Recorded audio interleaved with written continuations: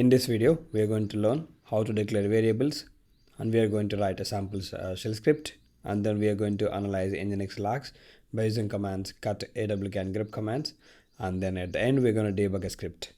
I already connected to this machine. Even if I do ls, you can see access.log. I already created a sample Nginx log file as well. While working in a company, you don't need to run this sudo su all the time, because if you run everything as a root user, so this root user got all the privileges on this Linux machine, so we don't use it. And even in this case, we got a default user Ubuntu, but while working in a company, you will have your own user account on Linux machines. So let's learn how to use echo first. So what you can do, if you type echo and then if you put double quotes and then let's say hello world, so it's gonna print as is. Even you can use single quotes as well. So if you do hello echo hello world, so you can see that. So what are you gonna put? It's just gonna echo it. It's like a sound, how you hear your echo, the same way it's gonna echo it. And then how are you gonna declare a variable? So you can simply, we usually declare variables in capital letters only. So these are basically even you can put this in a script as well. We will come to that, but for now I'm just declaring as environment variable. Environment variables means if you once you disconnect this machine and if you try to echo values of these variables, it's going to disappear immediately. So basically those are persistent for this specific session only. I'll show you. If I do name, let's say Madhu for instance, and then how you going to see the value? So you can use the command echo. So as this is a variable, so you can use dollar and then the variable name. You can see that output, right? So that's how you can declare a variable and then you can assign value. So left side variable name, right side is the value. Even you can use double quotes as well in this here. So if I disconnect, let's say, let's exit, let's do sudo su again. If I try to use the command echo dollar name, now you don't see. As I said, that's specific to this session only. So we disconnected from that terminal, so you don't see them. So just remember that. And then let's declare that again, name equal Madhu. Now if I want to put this in, let's say if I put in double quotes, let's say hello, and then I'm gonna say the variable name Madhu. So it still prints name only, because as I said echo, it's gonna print as is. So you need to tell that echo this is a variable, so that's where you're gonna make use of dollar. Now you can see it's been added that value. So basically it's substituted this variable value. Let's see what happens if I put only single quotes. Now you can see dollar name only. So when you put something in single quotes, it's gonna print as is, irrespective of these variables, or it doesn't matter. So whenever you want to print information as is, that's where you can make use of single quotes. But whenever you want to append values, maybe from variables or maybe arguments, so that's where you're going to make use of double quotes. Just remember that. Even you can do this as well. Let's put curly brackets. As I said, it's a single quote, so just replace it with the double quotes. Now you can see it says hello Madhu. So that's how whenever you want to include these variables inside your script, that's where you're going to make use of dollar. So if you have strings as well, you can do this way as well. So if I do echo, let's say hello Madhu, so you can see hello Madhu and it's went to new line. If you want cursor to be on the same line, so we can make use of -n option. So now you can see you printed in the same line. So even if you want to put this in a couple of lines, let's say we can use \n. It doesn't work, I know, so we need to use -e option. So in that case, now you can see hello and Madhu, because we had space over here, that's why you can space over here. So that's how you can use echo. Now let's cat out that sample log file. So if we check that cat, and then you can type couple of letters, access, and then acc, then press tab, it's gonna autofill, then press enter. Now you can see the content of this access logs, because while working in a company you would see these logs. So one of my friends was asked this question as well in one of his interviews. So how to filter Nginx logs using commands. Well, let's see that. So here if you check the log, you can see they tried this login path. They checked the product path from this IP address by using this browser. In this case they used curl command. Even you can see SQLMap as well. So they try to brute force it. Hit /admin, and then you can see the login and checkout as well. So let's filter out things now. So if you want to, what you can do, if you want to just filter IPs, you can make use of command cut and then -d. -d stands for delimiter. So here you can see spaces. So I want to separate these things using space. So I'm just gonna put quotes, space, and then I'm just gonna use single space. So if you want multiple, you can use that. So in this case, I can say my single spaces, and then you need to give the file name. So before that, if you just type it, press enter, it requires a field as well. So because you can fields are nothing but columns. So once you divide them, you can see this is one column, this is second column, third column, so it goes on. So I just want to print field 1. I'm just gonna put F space 1 and then file name. Now you can see it printed this field. So if I want, for instance, maybe date, you can say 1, 2, 3, and 4. So let's try to print fourth field. Now you can see. So even you can print multiple fields as well. Let's say I'm gonna print 1 and 4. Now you can see IP address, that's the first column, and then you can see the fourth field as well. So we separated that with space. So if you have commas, even you can use colons as well in this case. So that's how you can separate things using delimiter. And then if I want to print them in reverse order, let's say I want to print this date in the first place, and if I want to print this IP in the fourth place. So let's see if I swap these places. Let's see, instead of 1, 4, I'm gonna put 4 and 1.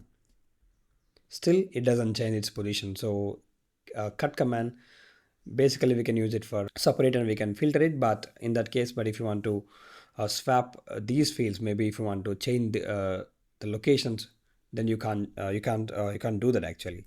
So you can't change its position. So that's where we can make use of awk command. So instead of this one, what we can do actually, even we can use pipe as well in this. If you just want to instead of supplying this file name at the end, we can pipe it to the next command. So the pipe means it's going to take output of this command and it's going to give it to input to the next command.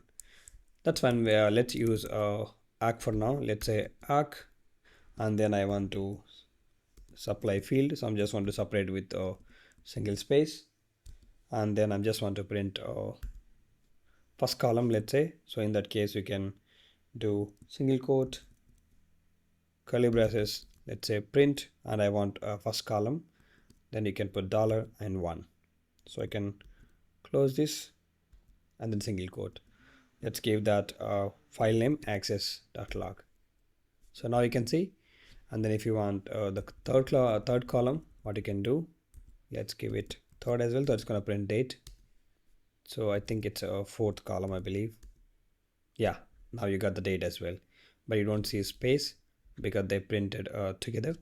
So you can I'm just gonna put a comma over here. You can press Ctrl L to clear your screen instead of typing clear. So now you can see if I want to switch these places, maybe the position, so we can do that with cut command. We can't do that. So let's say I'm just gonna put 1 over here and then put 4 over here. Now you can see you can switch place as well. You can use cat command as well instead of supplying this file over here. What you can do actually, let's go to here. Actually you can press Alt and then you can put your cursor over here, so it's gonna jump in. Instead of using this left and right keys, you can make use of that. So let's say you can put cat access.log and then space. Let's give it a pipe. We call it pipe, the straight line, and then space. So that means it's gonna output of this, it takes output of this command and it's going to give it to this command input. So let's put that. Now you can see. So that's how you can filter out things. And then you can use grep command as well, because if you check the log file, now here you can see different paths and different status codes as well. So if you want to get 200 status codes, what you can do, you can simply put cat and then pipe it, just gonna say grep and 200. So it's gonna look for this 200 in every line. So whenever it says 200, so it's gonna print that whole line. Now you can see it has 200 in a couple of lines over here and then at the end. So this is how you can filter out. So just imagine you got a huge file, then in that case you want to filter something specifically, so you can make use of grep and then the word you want to filter. If you want to filter 404, for instance, let's say 404, now you can see there is only one 404. They use SQLMap this tool. Now you can see the IP, date and everything, and then path as well. It was a get request. If I want to filter the words Mozilla, let's say grep, and then let's put them in quotes. Let's say if I type Mozilla, so it didn't print anything, because basically we are given that small m here, but it got a capital M. So that's basically case sensitive. So if you want to avoid that case sensitive, you can make use of I option. So now you can see it's gonna print Mozilla and everything. Whichever the lines got Mozilla, so it's just gonna print it. So that's how it's gonna do. So basically what you can do, actually, I'm just gonna put everything in a script. So when you put something in a file, so you can call it a script. So I'm just gonna put all of these commands in a script. So let's say I'm gonna put just call it nginx.sh. You can put any extension, because Linux doesn't care about extension. But imagine you got huge scripts, maybe there are 1,000 scripts in this folder. So if someone looks at it, so they need to identify it, because you're going to work in a company, later you're going to leave that company. If someone joins, so they need to understand by looking at the file names, right? So that's why the best practice, you can use a .sh at the end, so people recognize that it's a script. So but you can put anything, even you can put ABC, it doesn't matter. I'm just gonna put sh, and here you need to, so it's gonna start with hash and then exclamation. So we can if you put /bin and then bash, so we are going to tell the script to use this shell. So this one you can call it shebang. So when you put sharp or a hash and the exclamation together, then we can call it shebang. Just gonna press enter in next line. So I'm gonna make use of VA editor, so I can make use of nano or any other editor as well. Here if I want to filter out that cut, let's say -d delimiter and then space. I'm just gonna use same command.